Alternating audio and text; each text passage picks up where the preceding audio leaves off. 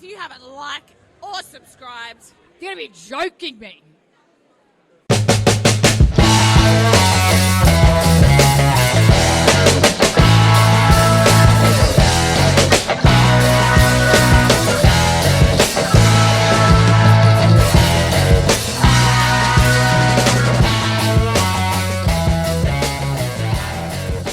What's going on, everybody? Welcome to another episode of the Fans View podcast. This week, I'm so excited to be joined by a 24-year-old race car driver who is as badass behind the wheel as she is beautiful. Thanks to the wonderful people at Venturini Sports, I want to welcome on everyone's favorite Buzzballs spokeswoman, Taylor Reimer. Taylor, how are you doing? Hi, I'm good. Thank you for having me. How are you? I'm good. Trying to dodge a hurricane down here in South Carolina, but other than that, everything's good. I feel that. It's quite rainy outside here, too. We're just going to jump right in. You've had a pretty phenomenal 2024. You've had several wins, top 10 finishes. What do you think's been a factor, as far as your success this year? Yeah, just honestly being surrounded by really good people. I got the opportunity to run for Leaf Falk Racing. I had the chance to test for them a couple years ago. And everyone at Toyota has been such, good support system. And just we've had a really good year so far. I'm glad how things have been going. Coming from dirt background, I haven't raced any pavement at all before this year. So coming into the season, we were kind of, open-minded on how the season was going to go. I wanted to progress as fast as I could as, I try and make my way to NASCAR. And right. Just being surrounded by really good people. And yeah. Great answer. For those that don't know, obviously this year you've competed in about 31 events, 3 wins, 12 top 5s, 23 top 10s. You've had a first place finish in Hickory at Hickory Motor Speedway. Another victory at Tri-County on September 7th, the day after my birthday, for those that are keeping score at home. Happy belated. Thank you. You've made 2 ARCA starts where you fared pretty darn well. I think you had a 3rd and a 7th place finish. What does it mean to you in a predominantly, and I'm sure many people have asked you this, but what does it mean to you in a predominantly male sport, to have the backing of Venturini Motorsports and the other teams that you've been associated with, but you're actually the first woman to win a national midget race as well, at Millbridge, I believe, back in 2022. What does that mean to you to be, you're a pioneer in this space. Yeah, to be completely honest, I really don't try and, focus on the female aspect of things. It's really awesome that I've been able to accomplish those things. But at the end of the day, I want to be a winning race car driver. I don't really, want to be known as, oh, she was a good girl racer. I just want to be known as, a successful, driven race car driver in general. So, it's good to accomplish those things, but I have a lot of other goals that I'm focusing on. And yeah. I love that. And let's go back to your childhood a little bit. Obviously, you grew up in Oklahoma, near the Chili Bowl, I believe, right? Yep. I live like 15 minutes from the expo. So, obviously, you were racing from a very young age. What is it that drew you to motorsports as a little girl? There's not a lot of little girls that grow up thinking, like, I want to be a race car driver.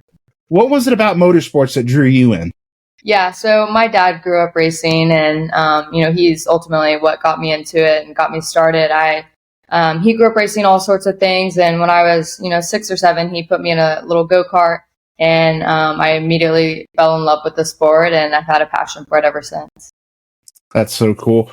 So when did you think to yourself, like, hey, maybe this is something I want to do, professionally, not just as my hobby?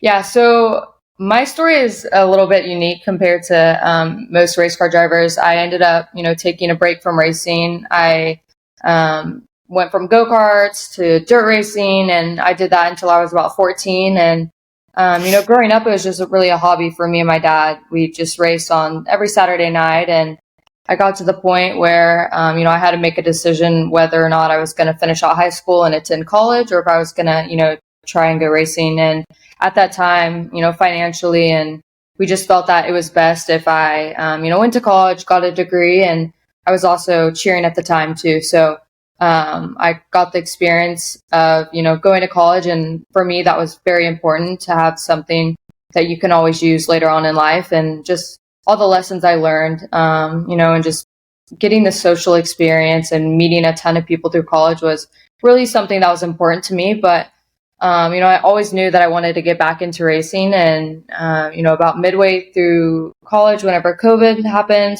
me and my dad went back to my home track at Port City Raceway, and the midgets were racing there. And I'd never, whenever I was not racing, I didn't follow it at all. So whenever we went back to my home track, they had midgets, and I was like, oh, I've never seen these before. And the midgets were racing there, and I just really was like, oh wow, like I really miss racing. And a friend that I grew up with, Cannon McIntosh's dad, he was starting up a midget team at the time, and he was like, oh, do you want to practice one and just, get back into it and see what you think? And I was like, yeah, sure. Not knowing what it was going to lead to, but I'm super grateful that it did, because here I am. See, and you're humble too, because you're bearing the lead that you're now, and I think still the winningest female. I know you don't like the female driver, but you still are the winningest female driver in the history of Port City Raceway. Yeah, we had a lot of success there, and that's the track that I grew up at, racing there every single Saturday night. So I love that track, and I love getting to go back there when I can. So I'm glad you mentioned it. You brought up the cheerleading aspect of your life. How did your success, did your success in cheerleading, does it lend itself, any part of that, lend itself to any facet of what you're doing today, being behind the wheel of a car? Yeah, that's a good question. I actually get asked that quite a bit. And, you might think like, oh, cheerleading and racing are, so opposite. But right. There's a lot of commonalities that I was able to take away from cheering as a D1 athlete in college, that, I can apply to the racing world, such as, leadership, working on a team. Racing is a team sport, so is cheerleading. So you have to, be able to work well with others, and just so many life lessons that I learned. I just remember my coach in college, we always would read books and, debrief at the, end of games and stuff like that. And I just remember her telling me that, what we're doing now is going to impact you later on in life. So just making sure you have a good outlook on everything you're doing, and using all of those lessons that I learned then and applying it to the racing world now. That's I've never really thought about it and broken it down like that, but I mean, everything you say is spot on. Not to mention, I mean, you had success as a cheerleader. You weren't just a cheerleader, on Saturdays for the football games. You're a national championship, winning cheerleader. So, that can prepare you as you're going forward. It can prepare you for success, because, you need to learn how to win as well. Yeah. You talked about it a little bit, like with your debriefing and stuff like that, but you have like a very strong academic background. Obviously, you graduated with a health and science degree with a 3.92 GPA. That's honestly, I don't know, but I think that's good. We've talked about how cheerleading kind of lends itself to your racing career now, but do you think that your health and science or health and exercise science degree, does that kind of translate to the racetrack as well? Yeah, I actually do. A big part of racing is being physically and mentally in shape. That plays a huge factor in, training and working out. That was basically what health and exercise science is. Nutrition is super important. Training is super important. So, having all of what I learned, I'm able to apply it to my everyday life whenever I'm training in the gym, whenever I'm preparing for races, trying to make sure that I'm staying hydrated, I'm eating well so that I'm able to maximize my performance when I'm in the race car. Right. Well, let me ask you this. What's more stressful, standing on the sideline for the Red River Shootout or any restart? Oh boy, that's a tough one. So for me, once I'm in the race car, I'm pretty calm, but beforehand, like I get pretty nervous just because I have super high standards and I want to do the best that I can. So I get super anxious, and it was the same thing when I was competing. I was always so nervous. I just get super stressed out and worried about how was I going to compete and cheering and stuff like that. So. That's a tough question. They're both pretty exciting. I would say probably it just depends because it depends on the circumstance. For like I would say once I started racing midgets for a while and I got used to it and I was running, every single weekend for the same team, you create a bond with these people and you're able to I get more relaxed and I'm more comfortable. Right.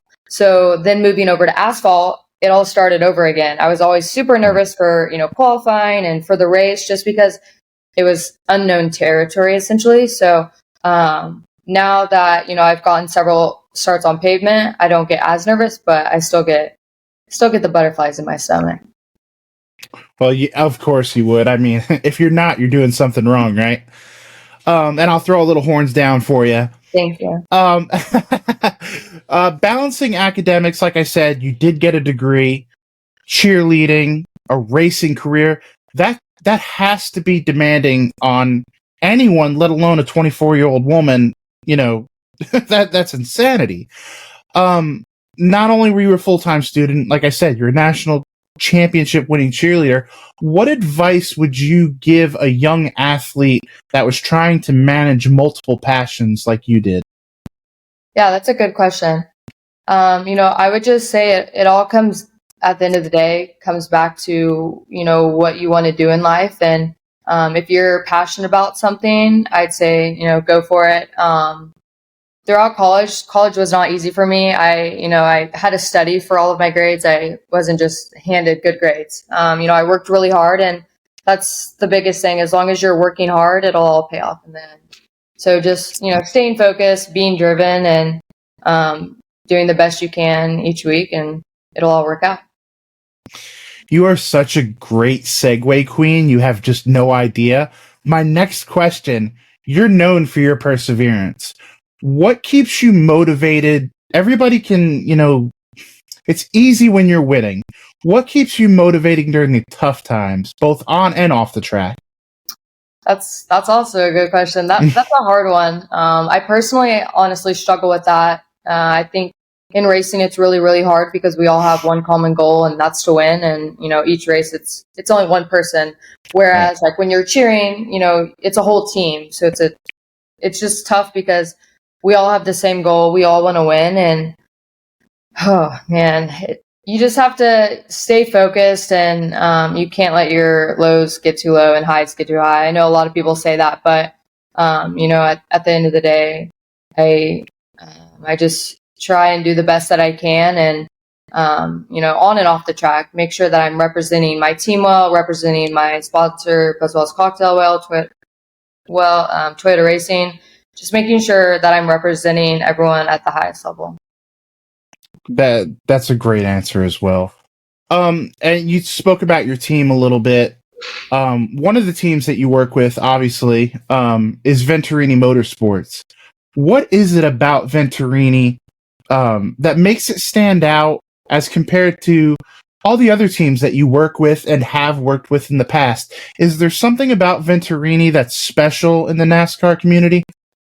Yeah, so I've only gotten to race with Venturini 3 times. I had 1 start last year and 2 starts this year. But, just based on their background, they build champions. Billy Venturini always talks about that and always posts it on social media whenever, a driver that came through Venturini Pipeline, he, quotes their truck wins and, it's like, we build champions. So for me, it's just the success that they've had in the past, and I just getting to work with them. They're a really good team and great people, and looking forward to hopefully getting to run with them some more next year. Awesome. And you brought up Billy Venturini. He's actually one of the big time players behind the scenes as far as TRD, the Toyota Racing Development Program, which you are a part of. how challenging is that grind day to day, especially at that level? You know, you don't get the attention and the accolades that the cup drivers get, or even the truck series gets. What's that grind like at that level? Yeah, it's a lot of people don't realize, how much people outside of racing don't realize how much work and how much time it takes to be prepared for these races, not only, physically, but mentally. It takes a lot of preparation, kind of back to what I was saying earlier, making sure you're hydrated for these races because these are stock cars, so they're closed body. In the heat of the summer, your heart rate gets super high. It's super hot inside the car. It can get up to like 110, 120 degrees, and you're in there for hours at a time. So it really physically does take a toll on your body, and just making sure that you're prepared beforehand. Sorry, I kind of forgot what you asked me. I was just asking you what that day-to-day grind is. You answered it. To be more specific, what does the TRD program entail for those people that don't even know what TRD is? Yeah, so I currently work out and train at Toyota Performance Center, and it's basically a development program. So they have so many resources there. I train there every single day. They have simulators that you can run on. I meet with nutritionists, psychologists, anything that you need. They have. You can meal prep there if you want to. They have cold and hot tubs. We train in the heat room. We go on runs outside. They have physical therapists there. So they just have so many resources that, drivers need to be able to maximize performance. Wow. I mean, that's news even to me, and I was somewhat familiar. I didn't realize it's a full-blown performance institute. Yes. What is one thing maybe about your journey or your career so far that fans might not know or expect out of you? Oh, that's a good question.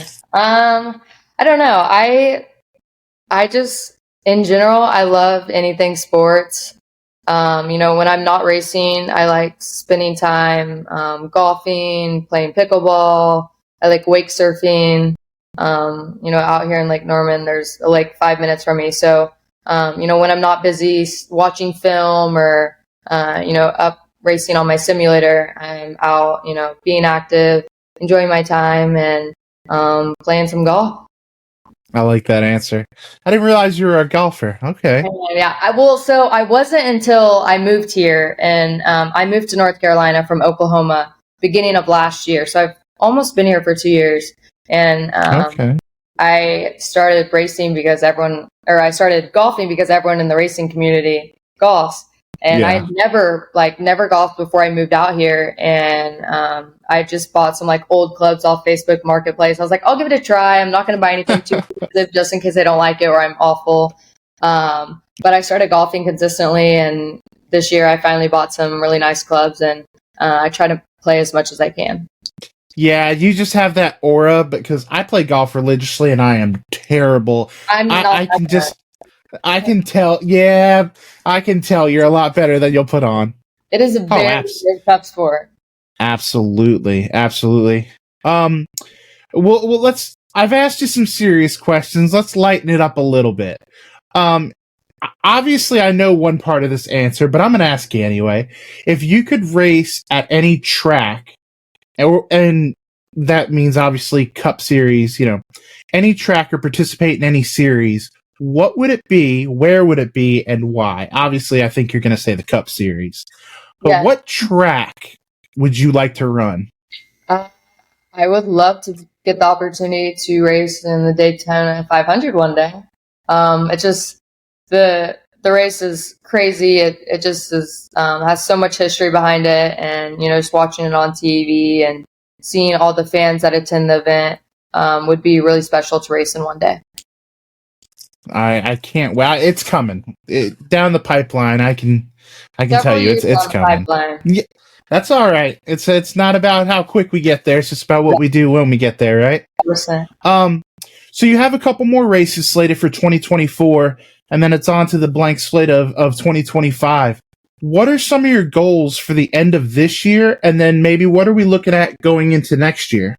Yeah, so for the end of this year, we only have 3 races left on the season. Actually, now 2 because we got rained out already for this weekend, which is on Saturday. Hopefully they add in another race. But my goal for the last 2 was to win the races. We've had some really good success here at the end, and all throughout the season, we've definitely had some really close seconds. So I think that we're capable of winning the last 2. And going into 2025, my goal is to run some more late models. I'm going to try and run some Pro 8s and late model stocks. I'll try and do about 20 of those. And then I'm going to try and do 5 ARCA races on pavement if I can get the funding. Okay, yeah, and that was going to be my next question. Are we going to see you, make some more ARCA starts? Because I think that's really what people want to see is you in that ARCA series. Yeah, 100%. That's the goal for next year. I'm going to try and run 5 if I can get the funding to do so. I would be super grateful for the opportunity to do that, and I think it'll definitely benefit me. Awesome. Okay, so here at the Fans View, we've gotten all the work out of the way. I like to ask every guest the same thing. You're obviously a Okie, you're an OU alum, so I'm going to put you on the spot, and I'm going to ask for your 4 top Mount Rushmore selections of, I was going to say Oklahoma athletes, but I'll expand that to any famous alumni. Okay. So they had to graduate from the University of Oklahoma? They didn't have to graduate. Like, you could say Kyler or people like that. As long as they attended. I was going to say Baker Mayfield. Oh, yes. Obviously. Can't forget about him. My wife's going to love that answer. They might all of these answers are going to be football. That's okay. That is okay. Baker Mayfield, obviously Kyler Murray. CeeDee Lamb, he's a little bit of an underdog, but he's playing for the Dallas Cowboys now, I think.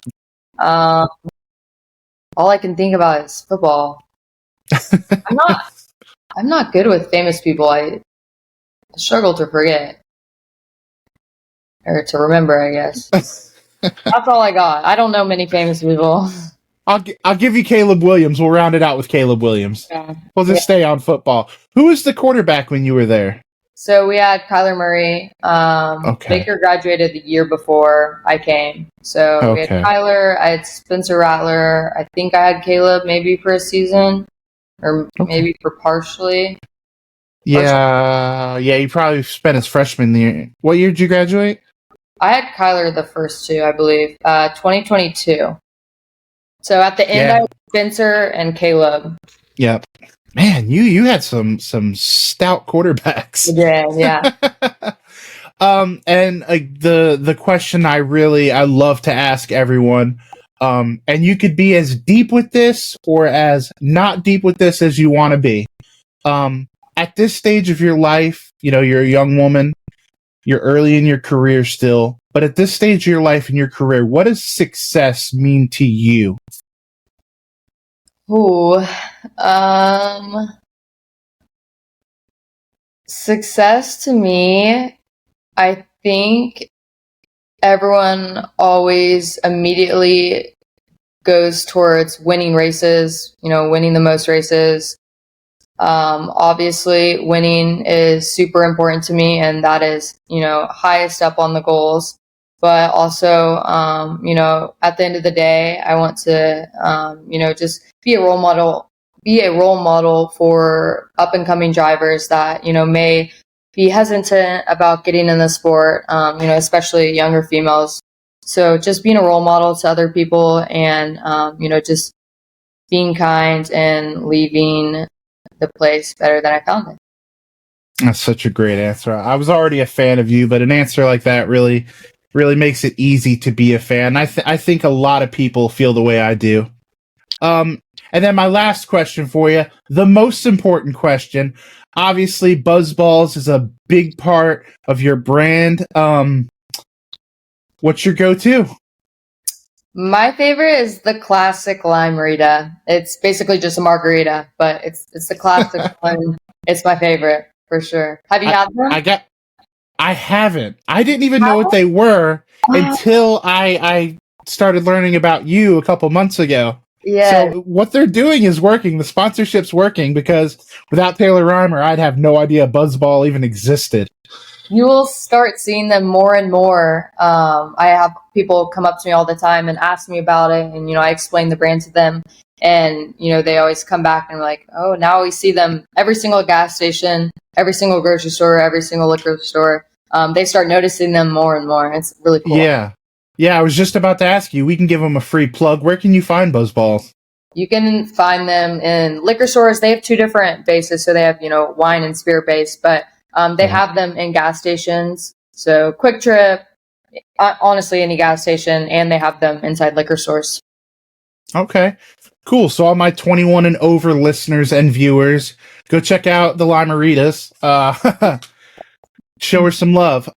Where can people, if they want to bother you, if they want to reach out to you, if they want to tell you how well you performed over the weekend, where can they get a hold of you? I have a racing website, which is taylorreimerracing.com. And then I have social media. So I have Instagram, Twitter, Facebook, and I'm on TikTok. And my Instagram handle, I think everything's just Taylor Reimer. Okay. Awesome. So at Taylor Reimer is the place to be, folks. Yeah. Like I said, Taylor, I want to thank you so much for taking the time out of your busy day to come on here and talk a little bit about your career thus far. I know I speak for a lot of people and say we expect nothing but big things out of you. Thank you. Appreciate that. Thank you for having me. Yeah, of course. I hopefully I get to have you on. I'd love to have you on again before the 2025 season kicks up. Want to thank Venturini Motorsports for making this happen and putting us together. And yeah, go out, guys. Go get you a Buzzball, and then tell Taylor how great it was. All right. Thank you, Taylor. Thank you.